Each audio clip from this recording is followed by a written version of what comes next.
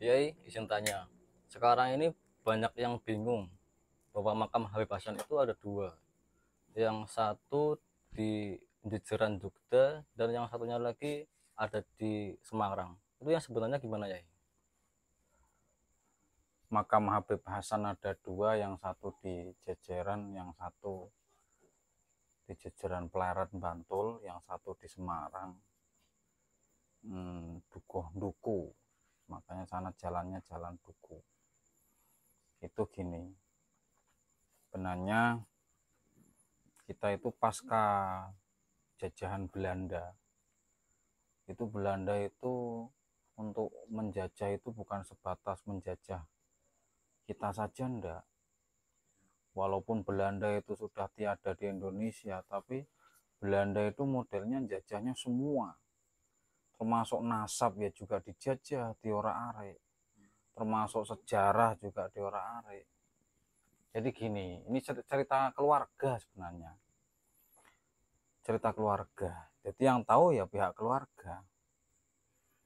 Jadi Maulana Habib Toha yang di Depok, yang terkenal Pangeran Depok, beliau mantu dari Hamengkubuwono I. Beliau ini punya putra banyak. Di antara putranya ada Maulana Habib Hasan. Terus Maulana Habib Hasan juga punya adik, di antaranya Maulana Habib Ahmad. Ya. Lah, di dalam kegigihan dakwah terus menyerang Portugis, Belanda, itu sampai Maulana Habib Hasan ini ketika dengan lawan itu garang, beliau dapat julukan Pangeran Singobarong. Pangeran Singobarong.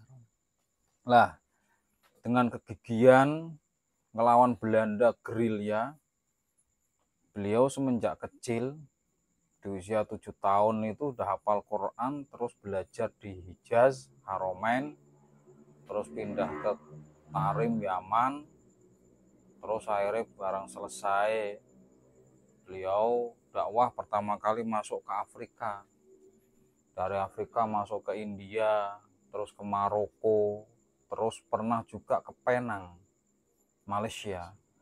Dari Malaysia, Penang itu terus masuk ke Palembang, ke Indonesia masuk ke Palembang. Setelah ke Palembang terus ke Banten. Setelah ke Banten masuk lagi ke pernah ke Kaliwungu. Kaliwungu teman karibnya adalah Kiai As'ari, di sana makamnya di Kaliwungu. Nah, juga pernah di Pekalongan. Setelah itu terus ke Jogja, terus Semarang. Nah, kegigihan beliau dalam berjuang gerilya, Belanda itu sangat takut dengan yang namanya Maulana Habib Hasan. Paling takut, karena sulit untuk menangkap Maulana Habib Hasan. Ketika geram, posisi pas Maulana Habib Hasan ini mendapat berita dari telik sandinya untuk perlawanan ke Belanda, akhirnya Belanda ini menggeledah di rumahnya daerah Jejeran. Di sana termasuk penyimpanan gudang-gudang senjata juga. Cuman di dalam beliau, di rumahnya itu enggak ada. Yang ada adiknya tadi, Maulana Habib Ahmad itu. Maulana Habib Ahmad bin Toha bin Muhammad bin Yahya, yang terkenal dengan Pangeran Jati Sumonegoro. Nah, Habib Husain putranya Maulana Habib Lutfi itu membuat majelis namanya Jati Sumonegoro, itu dari tafaulan dari kakeknya itu.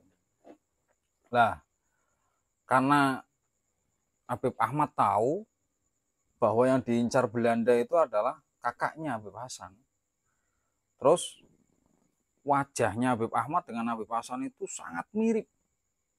Sangat mirip.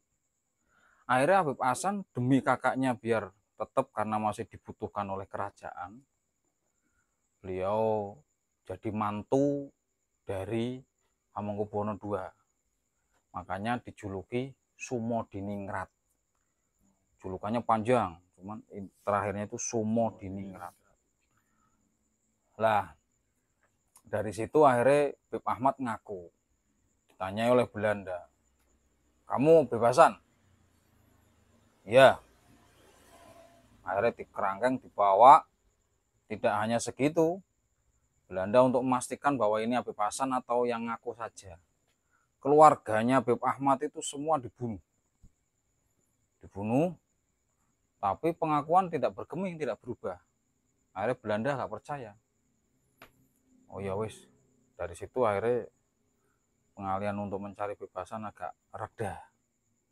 Terus dimakamkan di Jajaran tadi. Jadi yang dimakamkan di Jajaran itu adiknya Habib Hasan. Ini cerita keluarga.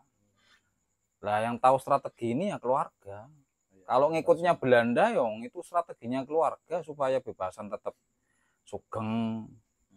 Nah, Habib Hasan terus memimpin pasukan-pasukan luar biasa. Akhirnya beliau sedo di apa namanya? Di Semarang itu, di Jalan Duku. Mudah-mudahan mencerahkan.